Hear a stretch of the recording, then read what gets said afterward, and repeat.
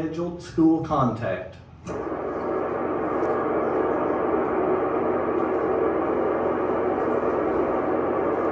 NA1SS, NA1SS. This is K4CF for scheduled school contact. Over.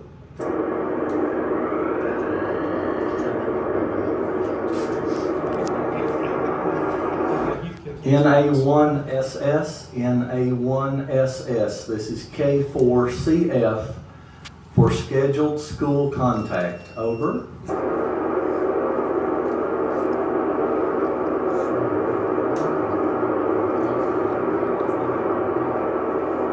NA1SS, NA1SS. This is K4CF for scheduled school contact. Over.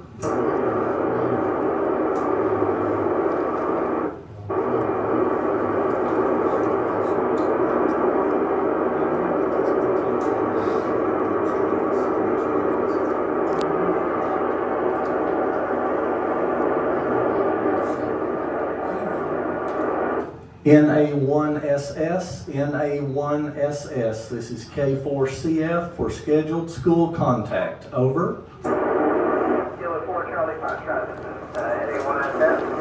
Happy live clear. How many? Over. Solid copy. NA1SS. This is K4CF. Are you ready for questions, sir? Over. Welcome aboard the International Space Station. We're ready for questions. Over. QSL, stand by for questions. K4CF. Hi, this is Zion. What inspired you to become an astronaut, and what has been your most challenging part over your journey? Over. That's a great question. I was really inspired by the early space shuttle launches and watching them take off, and I loved airplanes, and so watching it land like an airplane really got me interested in space. And the older I got, the more interested I got. The most challenging thing, I think, especially from a training standpoint, is learning Russian. That was really hard, and I think someone told me that the first 10 years of learning Russian are the hardest, and I think that that's pretty accurate. Over. This is Reagan. If an astronaut is sick or injured, how are they treated? How would he or she get back to Earth in an emergency? Over. Hey Reagan, well first of all we take a lot of precautions to make sure that we don't get sick by quarantining before we launch for a couple weeks. If we do get sick or injured up here, we're lucky we have actually 2 doctors on our crew, so that's really helpful. But if we don't, we have flight surgeons on the ground that we can call and they talk us through the different procedures that we need to. And if it's really a bad emergency and we need to get home, our spaceship is always here. We can the lifeboat. Over. Hi, this is Ethan. Are all the astronauts on the ISS on the same sleep and work schedule, or are there different shifts? Over. Hey Ethan, that's a great question. I've always wondered that too. So now over here, we're all on the same sleep schedule almost all the time unless there's something really special going on. So we all wake up and eat breakfast and together and then dinner together as well. And then we're all working at the same time during the day. Over. Hi, this is Eli. How many crew members do you have on board? Over.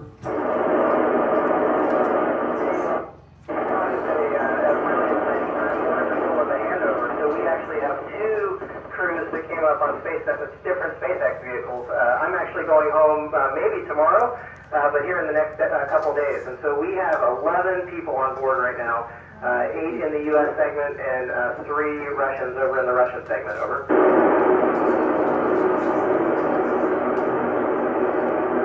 Hi, this is Lily. When you finish your mission on the ISS, would you like to be a part of the Artemis program or even go to Mars? Over.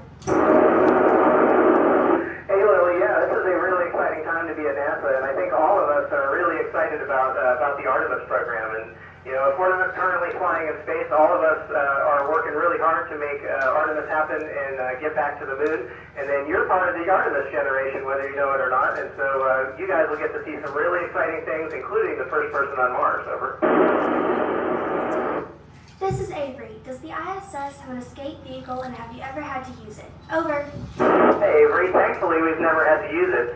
But yes, the vehicle that we launch in is always here. So if there's ever an emergency and we need to, we can use that as a lifeboat. So we all get back into the capsule and we'll undock it and come back to Earth in that. Over. This is Ireland asking a question for Alyssa. If you had to give advice to a future astronaut about something they should know that training did not prepare them for, what would you tell them? Over.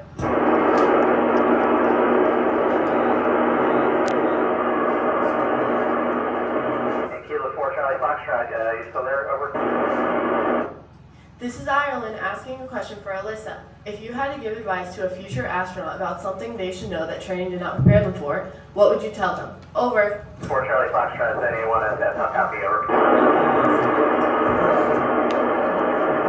This is Ireland asking a question for Alyssa. If you had to give advice to a future astronaut about something they should know that training did not prepare them for, what would you tell them? Over. That's a really good question. Our training is really good and prepares us for almost everything, but you never know what's going to happen up here. So I think just being flexible and working as a team is really important. And then just like any job, sometimes there are things that get a little discouraging, but going out to the cupola and looking out the window really makes you feel better about anything that's going on because the view is amazing. Over.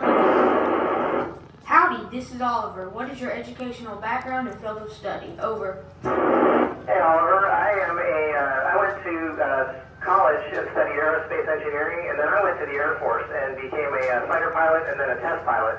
And so that's kind of the path that I took. But we have all different kinds of backgrounds up here. We have veterinarians and teachers, doctors, physicists, you name it. So any kind of field of study that's in science and engineering can get you here. So just work hard and keep your eyes on a goal. Over. This is Bryson. How do you maintain adequate nutrition and fitness while being on board the ISS? Over. Bryson, it's really important for us, especially in long-duration space flight, to keep our bones and our muscles healthy. Our diet includes lots of really healthy foods and some snacks. But then we also work out a lot. We do lots of exercise, 2.5 hours a day. We have a bicycle with handlebars, and we also have a treadmill and a weight machine. Over. This is Zion again. What will you miss the most while being in space? What food item not available on the ISS will you miss the most? Over. Hey, Zion. So I'm at the end of my mission, and one of the things I miss most is just food to because we have a small refrigerator that gets us cold drinks, but we don't have a lot of cold food up here, so I really miss that, and I'm looking forward to getting some of that, hopefully later this week. Over. This is Ethan again. How do you celebrate birthdays and holidays on the ISS? Over. Hey, so we've been lucky. We've had a couple of those up here with our crew. We do them all a little bit differently. Sometimes we get creative with the foods that we have up here, and we try and make something that we'll call a cake. It doesn't really look like a cake, but we have fun with it, and of course we sing happy birthday. Over. This is Reagan again. How do you stay in touch with your family? Over. Hey Reagan, that's a really good question, and it's really important to all of us up here. We have an IP phone, which is basically a phone program on our computers, where we can call our families almost every day if we want to.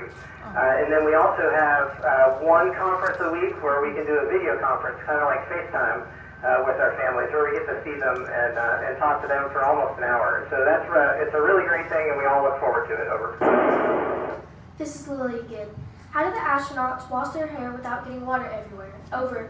Hey Lily, I'll say the first couple times we do it, we do get water everywhere. But the neat thing about water up here is without the gravity, it doesn't run off your head, and so it collects on your head, almost like a big Jello helmet. And so as long as you're careful and you don't shake your head around, the water will pretty much stay there until you wipe it off with a towel. Over. This is Avery again. Are you or anyone else up there doing research on any diseases that affect humans? Are you aware of any research in space that has helped to understand, treat, or cure a disease? Over. Avery, that is a wonderful question. There's so much stuff going on in the International Space Station, and certainly things that are helping humans and learning how to fight diseases. They're doing research up here right now that is looking at growing human retinas to help people that have vision problems. And then we've also done things that look at the immune system and how that how that reacts to different things and how we can repair it. And then we've also done experiments with students called Genes in Space that look at ways to look at genetic markers and how to trace all of those so that we can learn how to modify genes to make us more resistant to some of those diseases. Howdy, this is Truman asking a question for Alyssa again. What is your favorite space-themed movie? Over. Well, hey, thank you for that question. That's a tough one. I'm the one that I really like.